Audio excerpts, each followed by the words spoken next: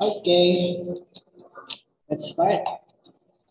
So for today, here are our objectives. First is to explain the different features of our processing software. Second, to describe the steps in opening and exiting the Word. Third, to demonstrate how to enter text in Word. Fourth, demonstrate how to save document in Word. And lastly, to demonstrate how to close a file in Microsoft Word. Okay, so I know these things are already somehow familiar with you. But later on, aside from these things, I will be discussing some more things about Microsoft Word. All right, are you now ready to learn about those things? Okay, let's proceed. So the title of our topic for today is a tool for writing and even for drawing. Okay? Have you realized that Microsoft Word can perform all those functions? Na hindi lang siya basta pang writing, it can also be for drawing. Have you ever tried that? For those who haven't tried it yet, you will soon try it out. Okay? So what is a word processor? Kindly read 1.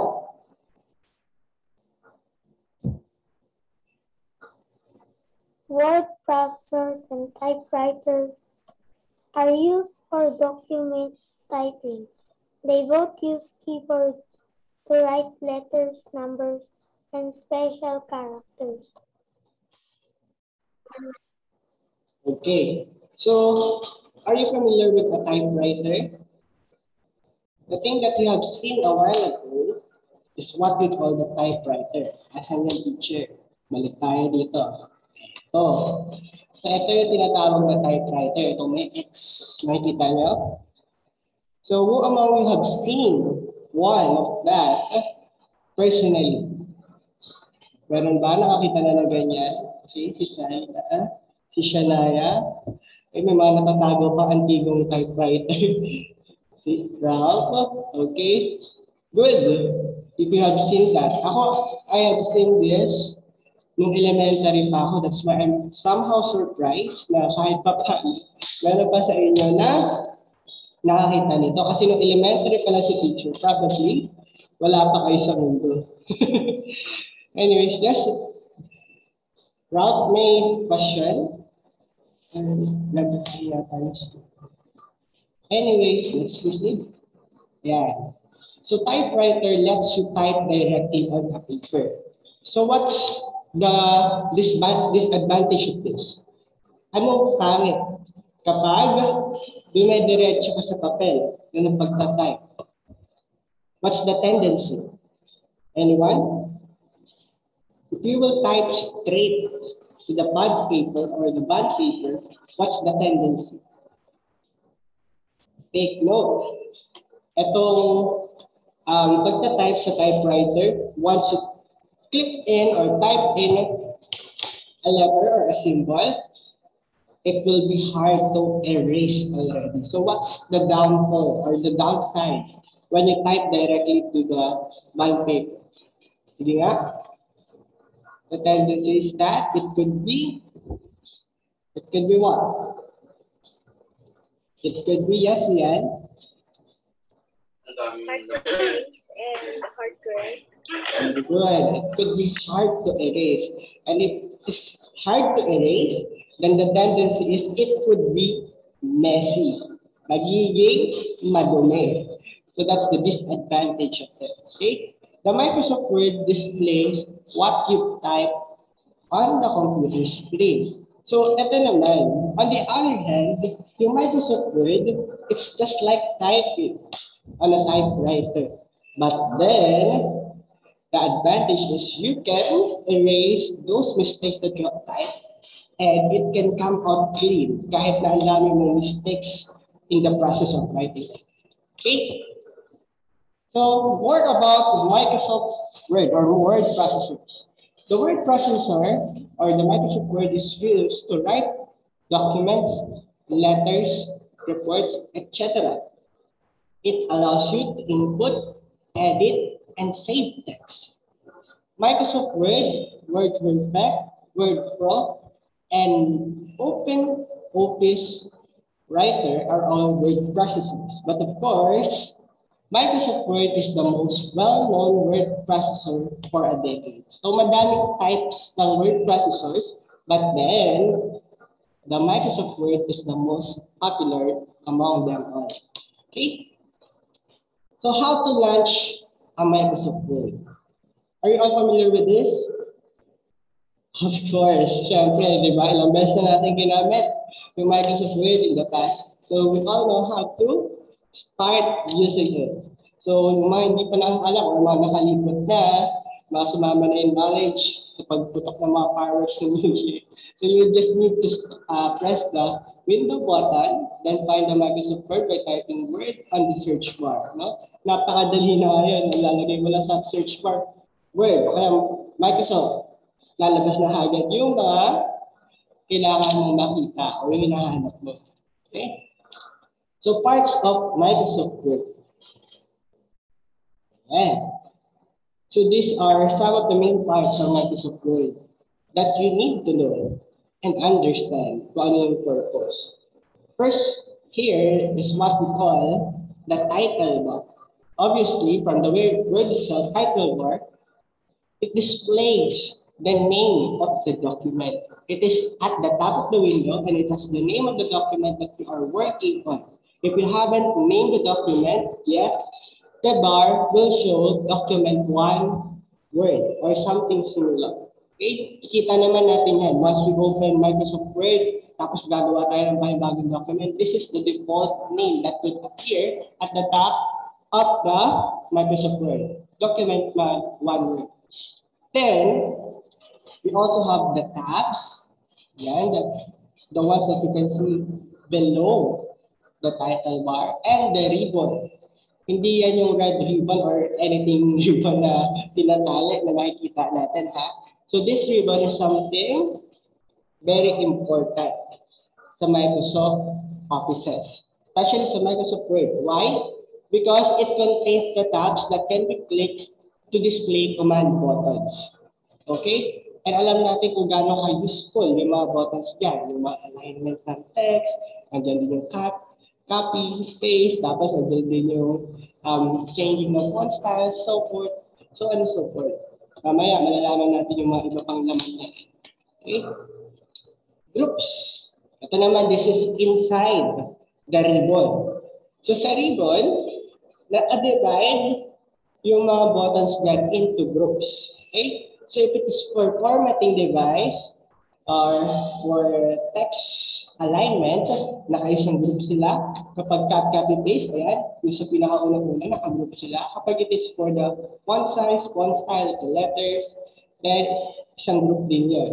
Okay? At meron din sila dyang variations and groups of sets ng font style and font size. Okay? So ang tawag sa mga parts na yan ng ribbon is groups. Next is what we call the text area. Okay? Pakibasa nga what is, oops, sorry, medyo brutal pala yung ano. Ako na lang magbabasa kasi medyo So this is the typing space or simply the text area. The words that you are typing are shown here.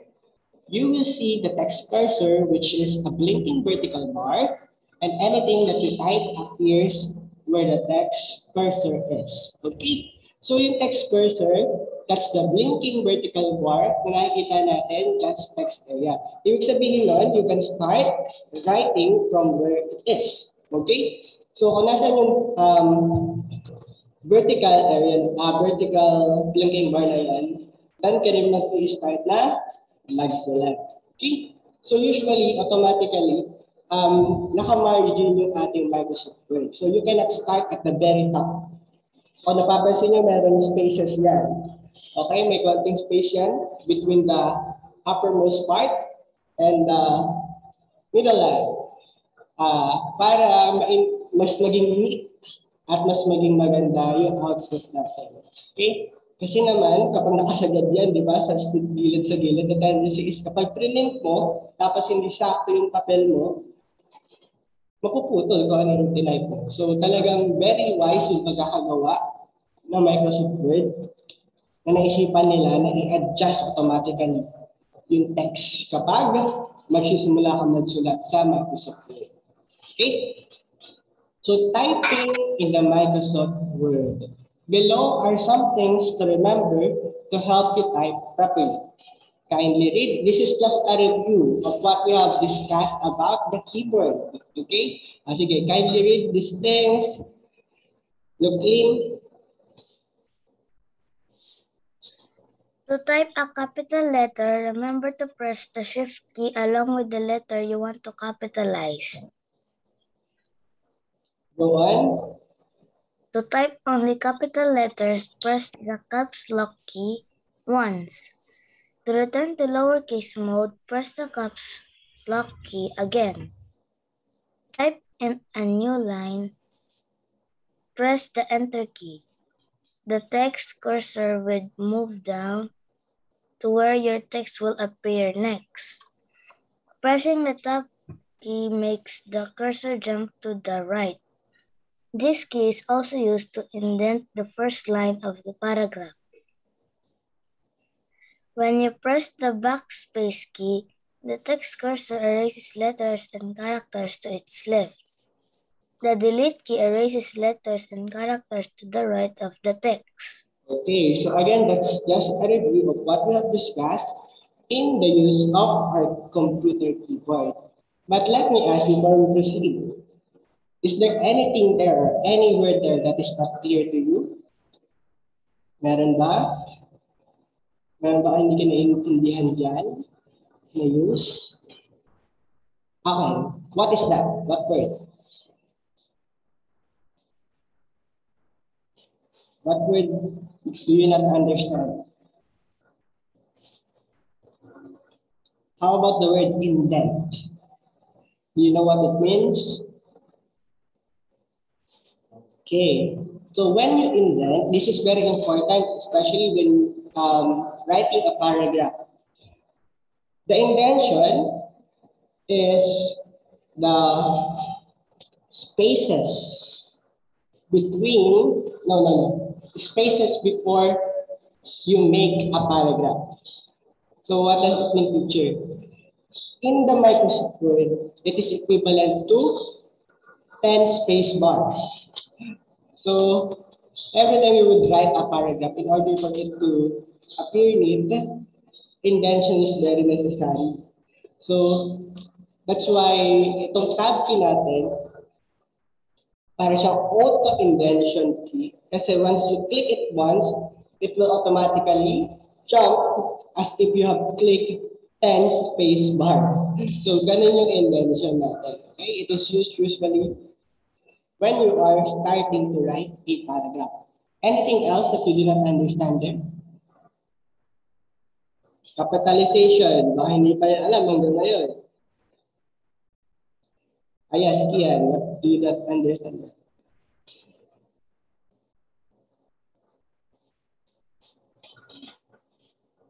Yes, Kian. Teacher, what if it's next day and then there's no more COVID?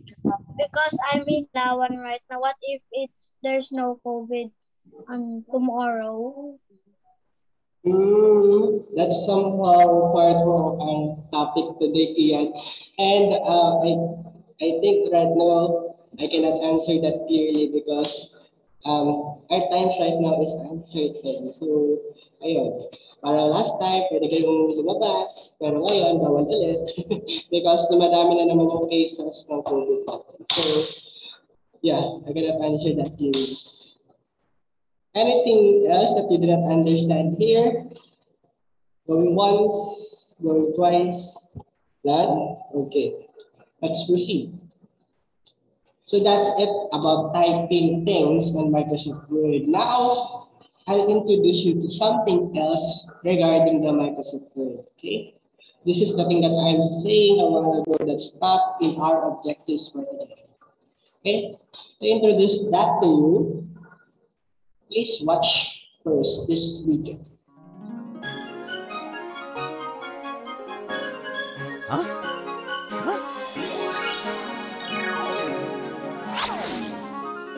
Hello there. Hello, I want to be a world-class painter and make masterpieces. Well, then today is your lucky day. It is? Maybe I should buy a lottery ticket then. I meant you're lucky because we only have one spot left for our class. So I can join? Yes, I'll see you tomorrow. Let's begin painting. Students, take out your brushes. Not that brush, Supandi. A paint brush. Oh. What kind of brush is that? This is my paintbrush that I use whenever I do odd paint jobs. Take my brush. You can use that for today. Thank you, ma'am. Now, paint something on your canvas. Supandi, what on earth are you doing? My shoes are made of canvas. I'm just doing what you asked. No! This is the canvas. Okay, attention everybody. I have some good news for you. The best paintings of today will be featured in an exhibition tomorrow. So, let's begin. So, Supandi. Oh my goodness! Supandi, what have you done? This is not a painting. This is just atrocious. So, I won't be featured tomorrow? No, of course we won't feature you. Wonder where everybody is. Oh, magnificent painting here.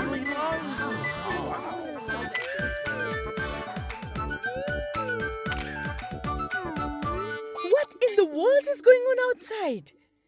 What are you doing? You told me I can't place my painting inside. You didn't say anything about it being outside. Sir, I would like to buy this painting. What? Yes, I will pay you 1 million rupees. 1 million? Oh. Wow, looks like ma'am was overwhelmed by my art.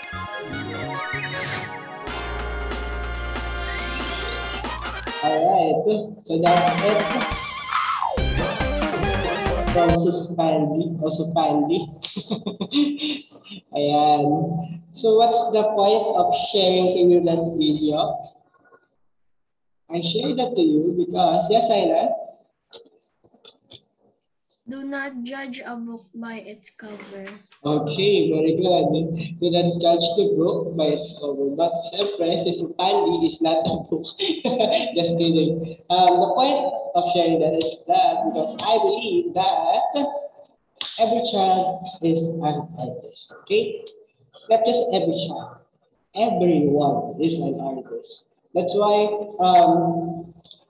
part of learning about Microsoft Word, we will also learn how to use it for creating masterpieces. How? Later on, we'll discuss that. Yes, Kian?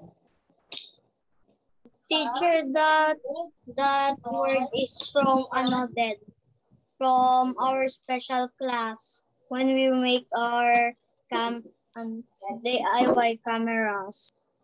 That's great. Okay. You have viewed it again. Okay.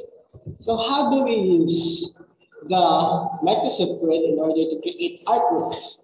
Siyempre, ang art naman kasi, di ba, is what you have learned probably in your art classes, di ba? It's the combination of lines, of shapes, in order to create something that is beautiful and meaningful, okay? So how do we add shapes in Microsoft Word? Kindly read, Georgia. In Microsoft Word, click the Insert tab at the top of the program window. Okay.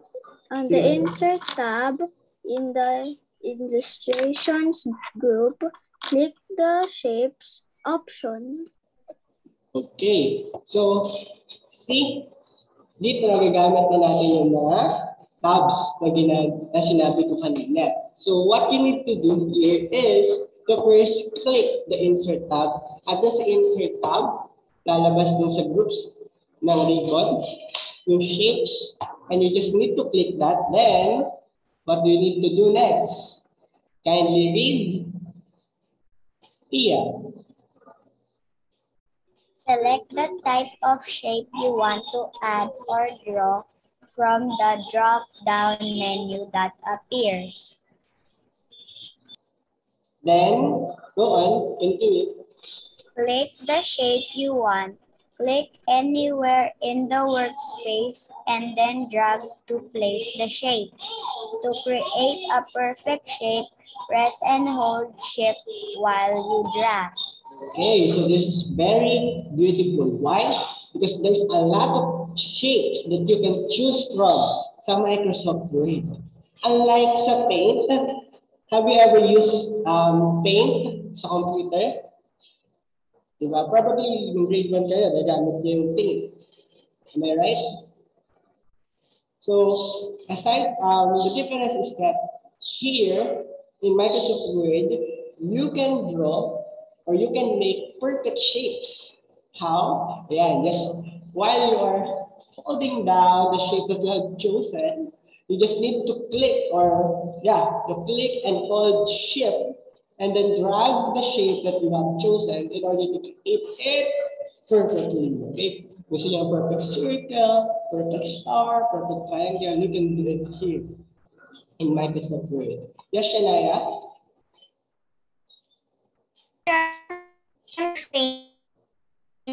On my laptop. Come again, sorry? I sometimes use Paint po on my laptop. You're using Paint before. Okay, that's good. Yes, Kian? May I be? Again, pag mag-PP, sa chat lang po magpapaalam. Okay? You may. Okay, next. How to change naman the color in the text box or the shape. Kindly read. Kindly read. Jace. In a text box or shape, you can quickly change the color of text, the inside, color or the color of the border. Let's select the shape. The draw fruits appear in the ribbon with the format tab activated. Okay, thank you so much, Jace. Okay, so this is another thing when creating a shape. Once nakapaglagay ka na, what do you call this? Nakapag-insert ka na ng shape sa Microsoft Word, once you click it, magkakaroon tayo ng panibagong tab sa Microsoft Word. Okay? Lalabas dyan yung tinatawag natin ng format tab. So that's what you need to click in order to change the color of your shape. Okay? So nakikita ba yan kapag gumagawa kayo ng mga shapes sa Microsoft Word? Okay, very good. Okay? Kitang-kita yan because it's orange color usually. Okay? What's the next? Here's the same shape after we change the border to orange, the fill to light green, and the text to black. We use the same shape outline, shape fill, and text fill commands available on the Format tab under the Drawing Tools. Yan. So, dun sa Format tab pa rin tayo, ha? So, makikita nyo yun doon. Papalitan yung gilid, yung shape border. Papalitan yung shape color, yung color mismo ng shape sa loob. At papalitan din yung shape ng text sa text fill. Okay? It's easy to find that doon sa format button na pinakita ko kanina. Okay? Okay. How to delete shapes naman. Kindly read how to delete shapes. Arjun. Click the shape that you want to delete and then press delete or backspace. If you want to delete multiple shapes, select the first shape, press and hold Ctrl while you select the other shapes, and then press delete or backspace. Okay, so this is wonderful. Why? Because you can delete not just one, but even all the shapes that we have created. Now, sabay-sabay. Okay? All you need to do is to select first the shape, hold Control, and then select the other shapes. Then, kapag i-delete mo na sila, just press delete or backspace. Then, all of a sudden, mabubura sila lahat sabay-sabay. Okay? Clear ba tayo regarding deleting shapes? Okay. So lastly, how to save a file in Microsoft Word. After typing a document, letter, etc., you can save your document by pressing the File tab and then Save As, then press Save. Type the desired file name and then press Save to save the file. Okay? So that's easy. And I know nagagawa na yan ng lahat sa inyo. Okay? Probably you have already saved your favorite song, your favorite stories sa Microsoft Word. Kaya alam niyo na kung paano mag-save sa Microsoft Word. Okay? Are there any questions so far? None? Okay. So, to sum it up, let us remember that the word processor is a program that lets you create many things. It also lets you save your work on the computer for later use. And, of course, it has also parts such as title bar, menu bar, and several toolbars, and of course, the text area. The type letters or numbers are shown in the text area where the text version is. Okay. So again, is everything clear? No questions so far? Okay. So, sige. This is the start of the year. I'm supposed to let you answer this. But of course, sige. Wag na sa notebook. Let's answer it orally. Okay? Just for me to see if you can still remember the parts of the Microsoft Word that we have discussed about. Okay? Number one, what do you call that? It is where the file name is bound. It's what? It's called, yes, Aina? Title bar. Very good. It's the title bar. Next, number two. I cannot explain that further because pag sinabi ko kung ano yan, malalaman niyo na kung anong sagot yan. What do you call that, Sophia? Tabs. Very good. It's the tabs. Simply tabs. Hindi taba, tabs. Number three. Specific. Yung yung pinagsama-sama sa Dami nakakalam Such Groups. Very good. It's the groups. And what about the group of groups? Number four. What do you call that? What else? Hindi ko natatawag. What do you call that? Bon? Ribbon. Very good. It's the ribbon. And number five, it's the Sian. Text area. Very good. It's the text area. Okay. So that would be all for now. For tomorrow, this is what you're going to answer. Okay. Page 45 and 46, letter B and letter C only in your book, Digititles book. Okay. Again, are there any more questions, clarifications, viral interactions? None. For next week, we will be discussing now your second PT for the second quarter. Okay, so that will be all for now. Thank you so much, everyone, for listening and actively participating. Goodbye and thank you, everyone. I Bye. Bye.